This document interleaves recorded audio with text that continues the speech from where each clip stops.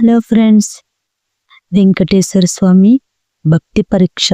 పూర్వం కలియుగ ప్రారంభ కాలంలో తిరుమల కొండ సమీపంలోని ఒక చిన్న గ్రామంలో రంగయ్య అనే ఒక సాధారణ భక్తుడు నివసించేవాడు. అతనికి పెద్ద సంపద లేదు, గొప్ప విద్య లేదు. కానీ అతని హృదయం అంతా ఒక్క వెంకటేశ్వర స్వామి భక్తితోనే నిండి ఉండేది. ప్రతిరోజు తెల్లవారుజామునే లేచి స్నానం చేసి చిన్న దీపం వెలిగించి, ఓ స్వామి, నీవే నా తండ్రివి, తల్లివి, అన్నీ నీవే అని కన్నీళ్లతో ప్రార్థించేవాడు. రంగయ్యకు ఉన్న పెద్ద కోరిక, జీవితంలో ఒక్కసారైనా తిరుమల స్వామిని దర్శించుకోవాలి. కానీ అతని పేదరికం ఆ కోరికకు అడ్డుగా నిలిచింది. ఒకరోజు గ్రామంలోకి ఒక సాధువు వచ్చాడు. అతను రంగయ్యను చూసి ఇలా అన్నాడు, నువ్వు నిజంగా స్వామిని ప్రేమిస్తే ఈ రాత్రి నీవు ఏమి కోల్పోయినా నీ భక్తి తగ్గకూడదు. ఆ మాటలు విన్న రంగయ్య మనసులో చిన్న ఆందోళన వచ్చింది.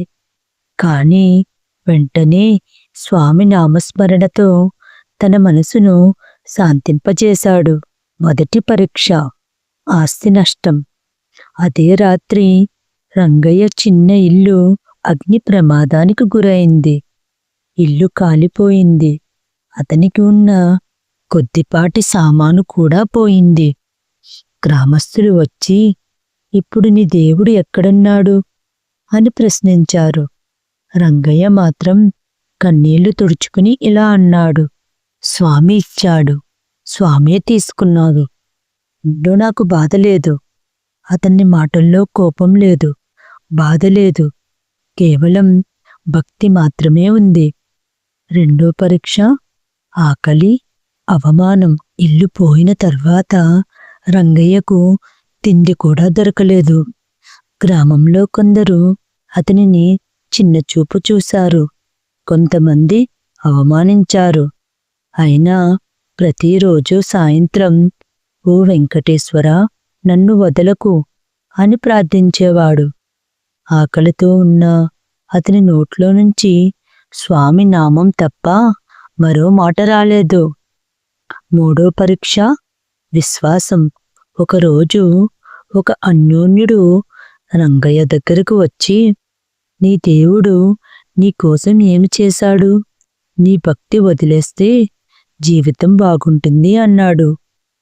రంగయ్య చిరునవ్వుతో ఇలా చెప్పాడు, స్వామి నాకు ఏమీ ఇవ్వకపోయినా అతని నామం నాకు చాలు. అదే నిజమైన విశ్వాసం. అదే రాత్రి రంగయ్య కలలో శ్రీ వెంకటేశ్వర స్వామి స్వయంగా ప్రత్యక్షమయ్యారు. స్వామి చిరునవ్వుతో ఇలా అన్నారు, రంగయ్య, నీ భక్తిని నేను పరీక్షించాను. సంపద పోయినా, ఆకలి వచ్చినా నీవు నన్ను వదలలేదు. ఆ వెంటనే స్వామి వరాల వర్షం కురిపించారు. రంగయ్య పేదరికం పోయింది. అతని జీవితం మారిపోయింది. స్వామి ఇలా అన్నారు, నిజమైన భక్తి అంటే కష్టాల్లో కూడా నన్ను వదలకపోవడం. అప్పటినుంచి రంగయ్య జీవితం భక్తికి ఒక ఉదాహరణగా మారింది. ఈ కథ ఇచ్చే బోధ, దేవుడు భక్తిని పరీక్షిస్తాడు. సంపద కన్నా విశ్వాసమే గొప్పది. నిజమైన భక్తుడిని దేవుడు ఎప్పుడూ వదలడు. ఈ కథ మీకు నచ్చినట్లయితే లైక్ చేయండి ఫ్రెండ్స్. ఇటువంటి మరికొన్ని కథల కోసం నా ఛానల్ని సబ్స్క్రైబ్ చేసుకోండి. Thank you.